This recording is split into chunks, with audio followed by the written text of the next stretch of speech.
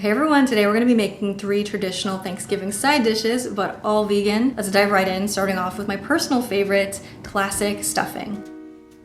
Alright, first off, let's prep our key ingredient, the bread. Pick something good quality, preferably something with a fair amount of structure. Overly soft and fluffy sandwich bread is not ideal for stuffing, unless you're a fan of mushy foods. Tear your bread up into roughly 1-inch pieces. You can also use a knife and cut it into cubes, but I enjoy the irregular, craggy edges that you get from tearing it. It just creates even more surface area that can get crispy in the oven.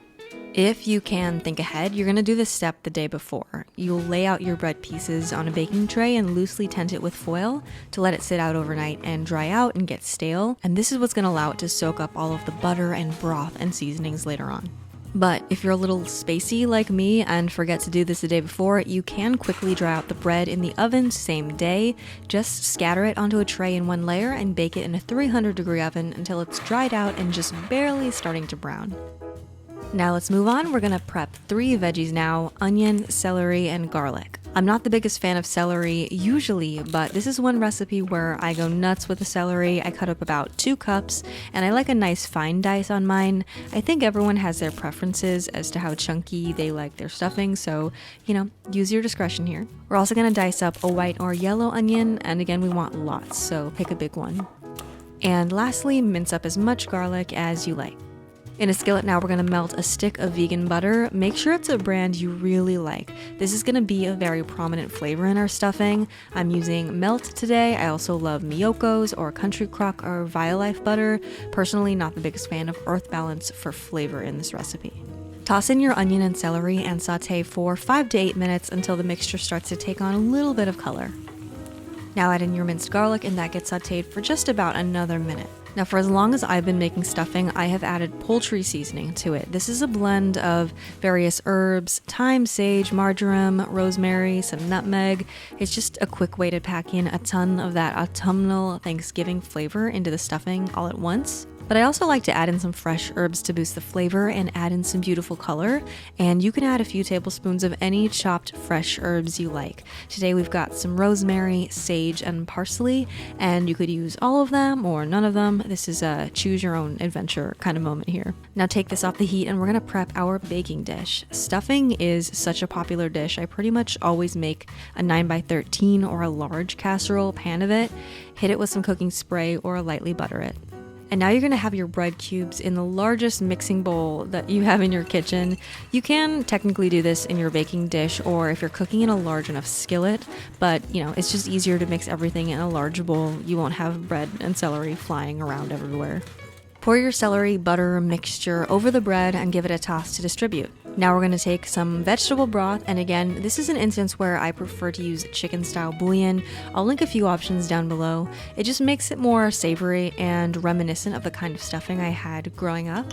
You can use regular vegetable broth. It just tends to be a little bit sweeter, a little less savory.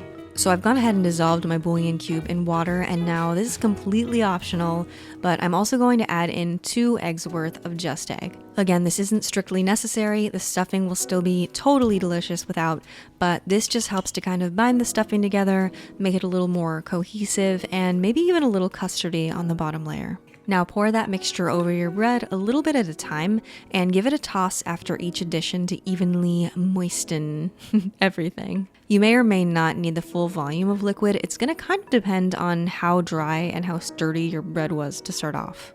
So just keep adding in the broth and tossing until the bread cubes are all moist but not soggy. Transfer your stuffing to your greased or buttered pan and pop that in the preheated 350-degree oven for between 40 and 45 minutes, or until the top layer is crispy and golden brown. This vegan stuffing tastes exactly like what I remember eating for Thanksgiving before I went vegan. It tastes so classic, it's savory, buttery, aromatic, and it tastes so good either on its own or with a drizzle of gravy.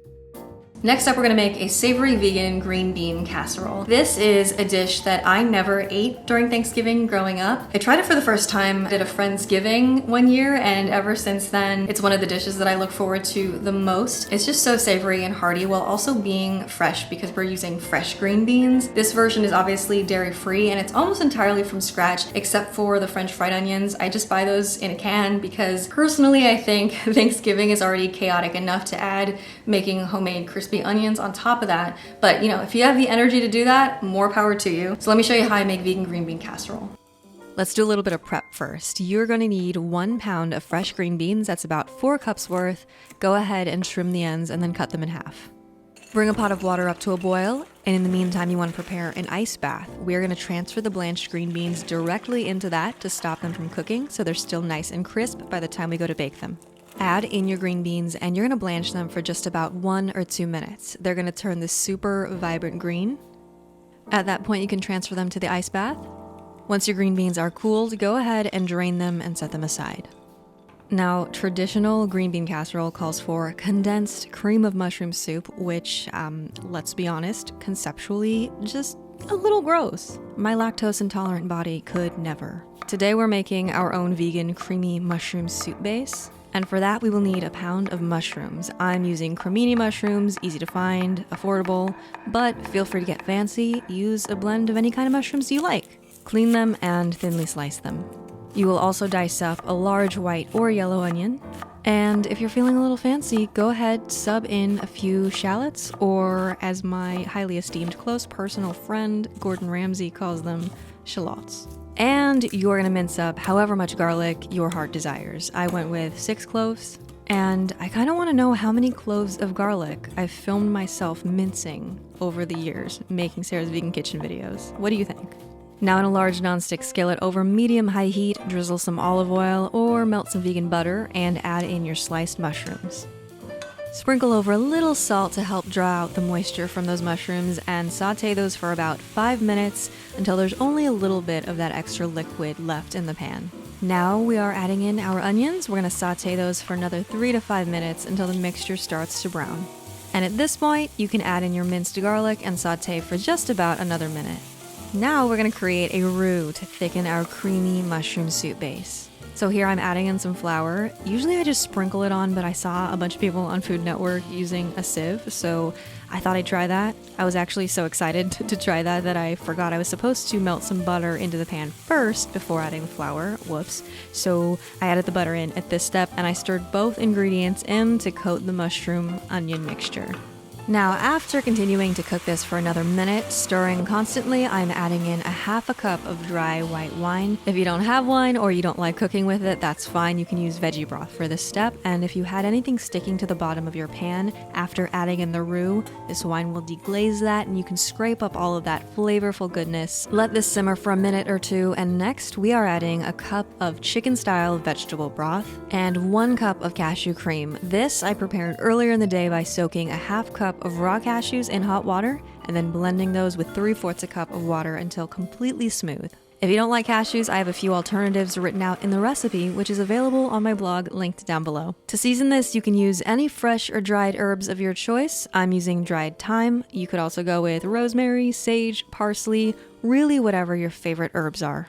As this comes back up to a simmer, it will thicken, and we are looking for it to be thick enough that when you draw your spoon along the bottom of the pan, it takes a moment before the soup fills itself back in, if you can see here. Beautiful. Now give that a taste and season with salt and pepper, a little extra salt than you think you need because we are also going to be adding in our blanched green beans in just a minute, and those aren't salted. Fold your green beans in, and next, arguably the best part of green bean casserole, we have our French fried onions. The Simple Truth brand are gluten-free, by the way, if that is a requirement for you. And I'm going to stir about half of a 6-ounce container of fried onions into the green bean mixture, and the rest we will reserve for the top. By the way, if you want a lighter option, I also have instructions to bake your own onions at home with less oil. I have that in a video from a few years back and on my blog, and I will link that down below. Now we're going to transfer all of that goodness into a lightly greased casserole pan or baking dish. And in my case, I had to enlist someone stronger than me to help with that transfer because this is a hefty dish, let me tell you. And I am baking this in a preheated 350-degree oven for about 30 minutes. When it's done, it's going to be beautiful and bubbly and golden on top. It smells amazing. And I like to top it with the remainder of the crispy onions right before serving so that they stay crispy. And she's having her little golden hour lighting moment here. This vegan green bean casserole is seriously perfect. It tastes so nostalgic and savory and comforting. It has all those traditional Thanksgiving flavors, but it just tastes infinitely fresher than the old Campbell's recipe with the canned green beans and the condensed soup. So the final vegan Thanksgiving side dish we're going to be making today are scalloped potatoes. This is one of those deceptively simple dishes that tastes really fancy but requires so little effort, and honestly very few ingredients too. Great alternative if you're kind of bored of regular mashed potatoes, or if you want to have mashed potatoes and scalloped potatoes. This is also a dish that you can prepare ahead of time, pop in the fridge, and then just heat up the day of, so you can kind of cut down on the labor that you have to do on Thanksgiving Day. And I'll have all the details for that written out in the blog post, which I have linked down below. Let me show you how I make them. For this recipe, we're going to need about 2 pounds of potatoes. I am partial to Yukon Gold potatoes because they have enough starch to help thicken the dish properly, but they're still waxy enough to hold their shape when cooked. But you could also use russet potatoes. I'm actually using a blend, as you can see here, because that's just what I happen to have in my kitchen at the moment. You can leave the skins on if you don't mind the texture, but personally peeling them is a must for me. And now we're going to cut our potatoes into roughly 1/4 to 1/8 inch slices. You can use a mandolin if you have one. Obviously, just be very cautious with your fingers, and this will help you achieve very uniform slices. But if you don't have a mandolin, you can, of course, simply slice them with a knife. We're also going to thinly slice either a white or yellow onion, just a small one. This one was actually just a little on the large side and I didn't end up using all of it, but go ahead, thinly slice that as well, either using your mandolin or a knife. And now let's prep our baking dish. You'll need about a 2-quart casserole dish, or in my case, I'll be baking it in a 10-inch cast iron skillet, and whatever you're using, you're gonna want to generously butter it to keep your potatoes from sticking. The butter also adds flavor, so really, don't skimp. We're going to arrange the sliced potatoes in an even layer on the bottom of the baking dish and then top with half of the sliced onions. If you want to put in a little bit of extra effort for presentation, you can shingle them. Now, very, very important, we are going to season as we go. So you're going to season this layer with salt and fresh cracked black pepper. Beautiful. Now we're going to repeat that, another layer of our thinly sliced potatoes, and then the other half of our sliced onions, and a generous sprinkle of salt and black pepper over that. And I had enough potatoes for one last layer to top off the casserole, so we're arranging those on there. And again, let's season with salt and pepper. Traditionally, scalloped potatoes are made with milk or heavy cream, but we are making a dairy-free alternative using soaked raw cashews blended with water. And as always, I'm gonna have some alternatives if you don't like to cook with cashews or you can't cook with cashews in the recipe written out on my website, linked down below. And since I might be physically incapable of making a savory dish without adding garlic, 3 cloves of garlic in there, and we will blend that up until it's velvety smooth. Now we're pouring that cream mixture over our potatoes, and it should come to almost the top but not cover them fully. Also, a little note, if you would like to add some vegan cheese to this recipe, please be my guest. I think a blend of vegan mozzarella or Parmesan would go beautifully with these potatoes. You just want to add about a handful of shredded cheese on top of each layer, probably totaling about 1.5 cups. Optionally, you can place a few sprigs of your favorite fresh herbs. I'm using thyme, and this will kind of perfume your vegan scalloped potatoes as they bake. Now, tightly seal your casserole or your skillet with aluminum foil, and that will trap the steam so the potatoes cook through nice and evenly and become tender. And into a preheated 350-degree oven, this goes for 45 minutes. And then we'll uncover it and bake it for another 35 to 40 minutes until the potatoes are bubbly, tender, and browning around the edges. And now we're ready to dig in. Look at these vegan scalloped potatoes. They are so creamy and comforting. They're an amazing alternative to mashed potatoes for your Thanksgiving or other holiday spread, or honestly, for dinner any time of year. So those are my 3 go-to vegan Thanksgiving side dishes. Recipes will be on my blog linked down below, and if you try any of them out, I'd love to know how they turn out for you, whether in a comment or you can tag us in a photo on Instagram. Subscribe for more vegan recipes. Thank you so much for watching, and I'll see you in my next video.